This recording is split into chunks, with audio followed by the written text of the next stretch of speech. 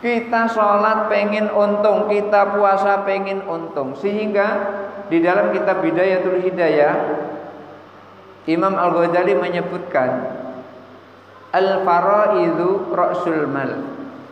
Orang yang melakukan yang wajib-wajib, sholat gak pernah sholat sunnah, hanya sholat wajib saja. Puasa gak pernah puasa sunnah, puasa wajib saja. Cuman itu puasa wajib, sholat wajib, kemudian ibadah haji wajib.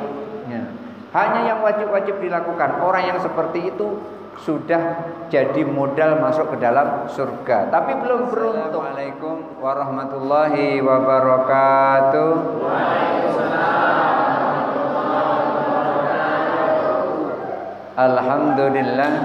Alhamdulillahi nasta'inuhu wa nastaghfiruh wa na'udzu billahi min syururi anfusina wa min sayyiati a'malina.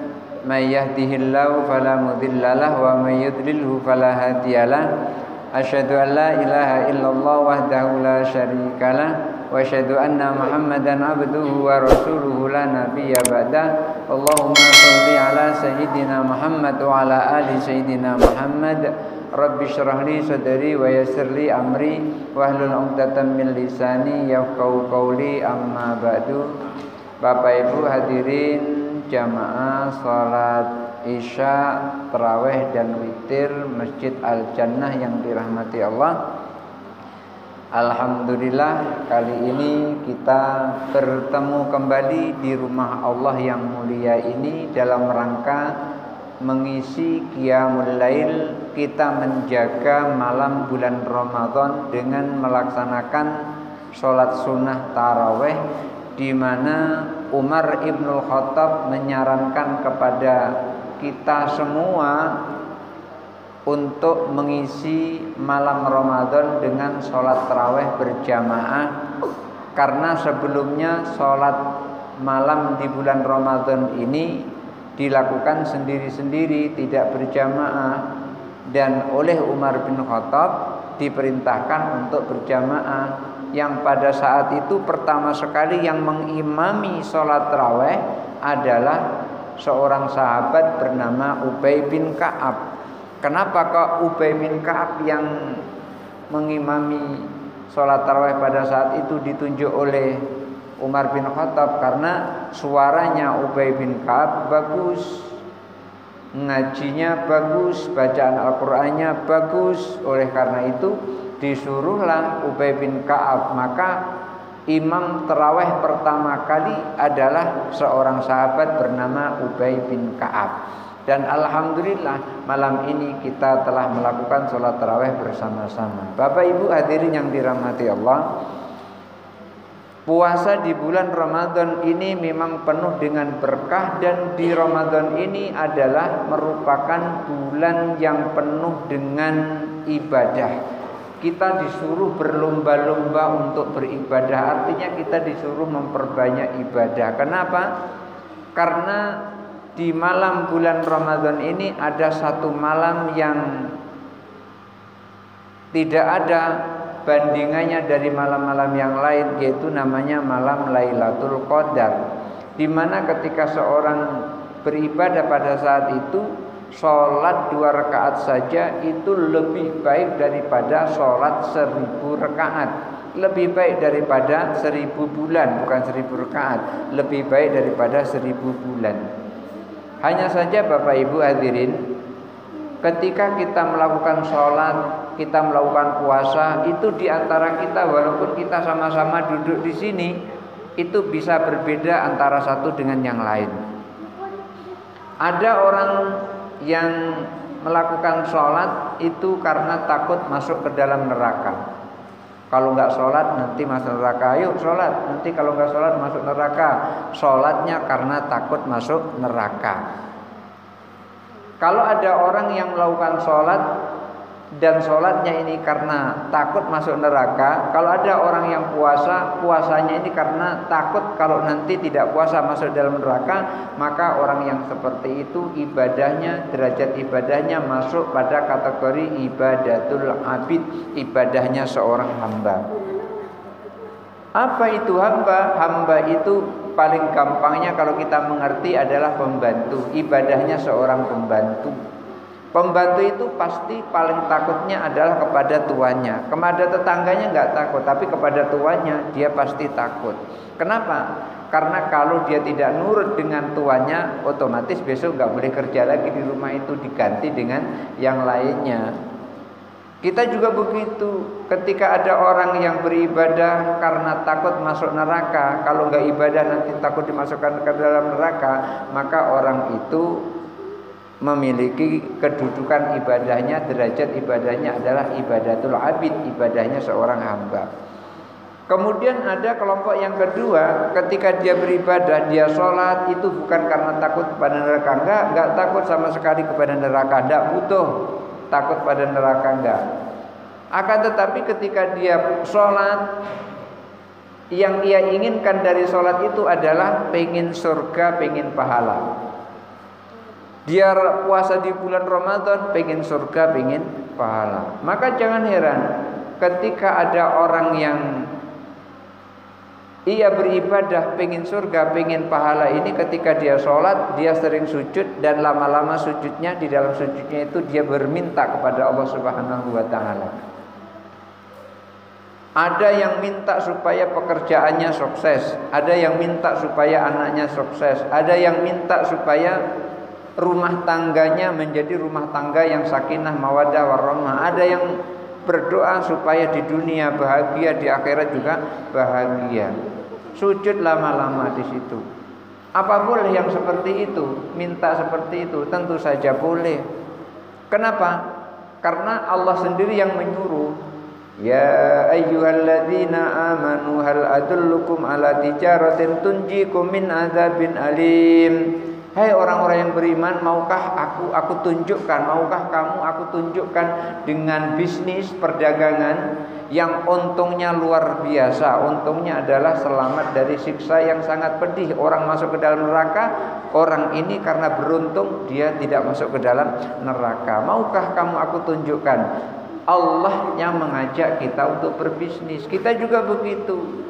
Ketika kita sholat, sujud terakhir kita berdoa kepada Allah. Pada saat sebelum salam, innaka hamidum majid, kita berdoa, Allahumma inni a'udzubika min adzabil qabri wa min adzabin nar wa min fitnatil mahyaya wa mamati wa min fitnatil masiihid dajjal. Kita berdoa begitu, minta perlindungan kepada Allah dari azab kubur, minta perlindungan kepada Allah dari siksa api neraka, dan minta perlindungan kepada Allah dari tipu daya Dajjal. Dajjal itu suka menipu kita, suka menipu manusia, seakan-akan mengajak kepada kebaikan, akan tetapi sesungguhnya menjerumuskan ke dalam kesesatan. Hanya saja kita nggak terasa. Kalau mengikuti petunjuknya, itu bisa masuk ke dalam neraka. Contohnya, umpamanya begini, ada orang mengatakan jangan ngikut ulama, jangan ngikut kiai, jangan ngikut ustadz, ngikut Al-Quran, ngikut hadis langsung. Ngaji nggak pernah, tulisan Arab nggak tahu, suruh ngikut Al-Quran. Gimana cara ngikut Al-Quran? Kan akhirnya tersesat di situ. Ngaji nggak pernah, baca tulisan Arab nggak tahu, Al-Quran tulisannya tulisan Arab. Nggak boleh ikut ulama, nggak boleh ikut ustadz, nggak boleh ikut kiai. Jadi nggak boleh belajar sama ustadz, nggak boleh belajar sama kiai. Ini sesungguhnya seakan-akan bagus kembali kepada Al-Quran, kembali kepada hadis, bagus, seakan-akan bagus yang seperti itu. Tapi sesungguhnya itu menyesatkan. Dulu ketika Nabi Adam alaihissalam dibisiki oleh iblis, ketika Allah melarang wala taqraba hadhihi syajarata fatakuna minadh dhalimin. Adam, Hawa, kamu jangan dekati pohon ini. Kalau kamu dekati pohon ini, kamu termasuk orang yang zalim. Allah sampaikan begitu kepada Nabi Adam dan istrinya Hawa. Akan tetapi iblis menyampaikan, Adam, Hawa, Allah sampaikan seperti itu supaya kamu tidak kekal di dalam surga. Udah makan aja nggak apa-apa. Kalau makan pohon ini nanti akan menjadi kekal kamu berdua di dalam surga itu. Benar, seakan-akan ini membisi Adam, membisi Hawa, seakan-akan membantunya. Begitu buah itu dimakan, apa yang terjadi? Mendapat murka Allah. Akhirnya Allah sampaikan qul nahbitu minha jami'a. Allah turunkan Nabi Adam ke muka bumi ini bersama juga Siti Hawa. Akhirnya berpisahlah keduanya.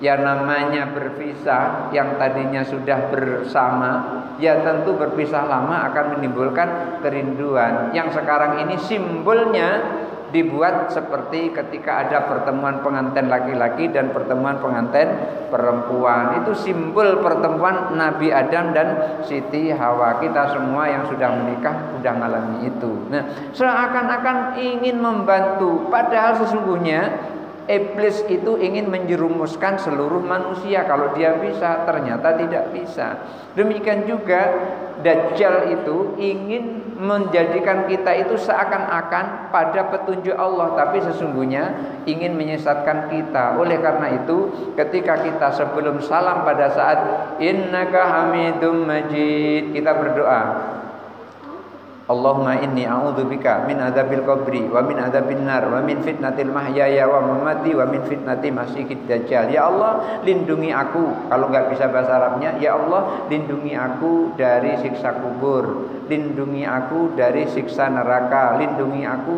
dari fitnah hidup, dan lindungi aku dari fitnah dajjal, dari bujuk rayu dajjal yang seakan-akan ingin kita dalam kebenaran, tapi sesungguhnya justru malah dalam kesesatan. Nah, ada orang yang ketika dia sholat itu sholatnya ingin surga, ingin pahala. Kalau ada orang yang sholatnya, puasanya ingin surga, ingin pahala, maka orang yang seperti itu derajat ibadahnya masuk pada derajat namanya ibadatut tujar, derajat ibadah seorang pedagang. Saya yakin di mana-mana pedagang pasti cari untung.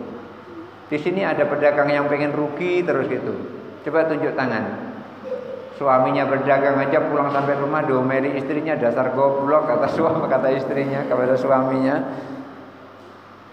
Kita sholat pengen untung, kita puasa pengen untung, sehingga di dalam kitab Bidayatul Hidayah Imam Al-Ghazali menyebutkan al-faraidu ra'sul mal. Orang yang melakukan yang wajib-wajib, sholat nggak pernah sholat sunnah, hanya sholat wajib saja. Puasa nggak pernah puasa sunnah, puasa wajib saja. Cuman itu puasa wajib, sholat wajib, kemudian ibadah haji wajib. Ya. Hanya yang wajib-wajib dilakukan. Orang yang seperti itu sudah jadi modal masuk ke dalam surga, tapi belum beruntung. Lalu beliau sampaikan wan nawafilu ribahuha, dan sholat sunnah, puasa sunnah, yang sunnah-sunnah itu adalah keuntungannya. Jadi kalau kita pengen untung, lakukan yang sunnah-sunnah tanpa meninggalkan yang wajib. Apa itu yang wajib? Sholat 5 waktu wajib, kemudian puasa di bulan Ramadan wajib, kemudian mengeluarkan zakat itu wajib kalau sudah sampai haul dan nisabnya, kemudian menunaikan ibadah haji wajib kalau sudah diberi kemampuan. Maka kalau sudah menjaga yang wajib-wajib ini, pintu surga gampang dimasuki. Tetapi belum beruntung bisa masuk. Cuman untungnya mana? Ya seperti kita bisa masuk ke daerah sini, tapi nggak punya apa-apa, cuman bisa masuk saja gitu. Kalau pengen punya ini, pengen punya itu, ya kita harus melakukan ibadah sunnah. Contoh, ketika di bulan Idul Adha mau berkurban, maka nanti dia akan punya kendaraan. Ya kita di sini kan masing-masing punya kendaraan. Saya yakin yang datang ini masing-masing punya motor, sekurang-kurangnya sepeda pun sepeda goes itu, nggak tanggung-tanggung lagi. Kita pengen untung, tapi tidak boleh melupakan modal. Tanpa modal kita tidak akan untung. Tidak ada orang yang jualan tanpa modal lalu untung, itu tidak ada. Oleh karena itu, Sholat 5 waktu, puasa di bulan Ramadan adalah merupakan modalnya. Dan untungnya adalah ketika kita sholat rawatib, ba'diyah isya, tahiyatul masjid, kemudian sholat tarawih, ini adalah merupakan keuntungan yang akan kita ambil nanti ketika masuk surga Allah Subhanahu wa ta'ala. Nah, orang yang seperti ini derajat ibadahnya adalah ibadatut tujar. Dan yang ketiga, ada orang yang ketika dia sholat, puasa, zakat, haji bukan karena takut kepada neraka, sama sekali tidak. Dia juga tidak takut, dia juga tidak punya keinginan pengen masuk surga, pengen pahala, tidak sama sekali. Dia sholat tidak takut neraka, dia sholat bukan pengen surga, pengen pahala, tidak. Orang ini yang sempurna, yang seperti ini. Kenapa kok sempurna? Yang diinginkan bukan surga dan pahala, yang diinginkan yang punya surga dan yang punya pahala. Nah, kalau yang punya surga, yang punya pahala sudah di genggaman kita, surga dan pahala itu sangat gampang. Saya ada melihat orang itu ketika dia mau makan nasi, dia beli nasi dulu. Mau makan nasi, beli nasi dulu. Akhirnya apa? Dibelinya yang jual nasi. Yang jual nasi dibelinya. Akhirnya nggak beli nasi lagi dia. Kenapa? Karena yang punya warung nasi sudah dibelinya. Kemudian dinikahkan dengan anaknya. Akhirnya nggak beli nasi lagi dia. Kalau pengen makan tuh mau sehari 3 kali, sehari 4 kali gratis. Gimana itu? Saya nggak bohong. Waktu itu kalau nggak salah dengar saya itu harganya 15 juta waktu itu. Tapi sampai sekarang bagus. Kenapa? Karena anaknya itu adalah murid ngaji saya sendiri. Makanya saya tahu gitu. Yang kedua orang tua dari murid ngaji ini kelihatannya sangat sayang kepada saya waktu itu. Ketika saya mau pulang kampung ke Jawa itu paling sibuk ngasih bekal gitu.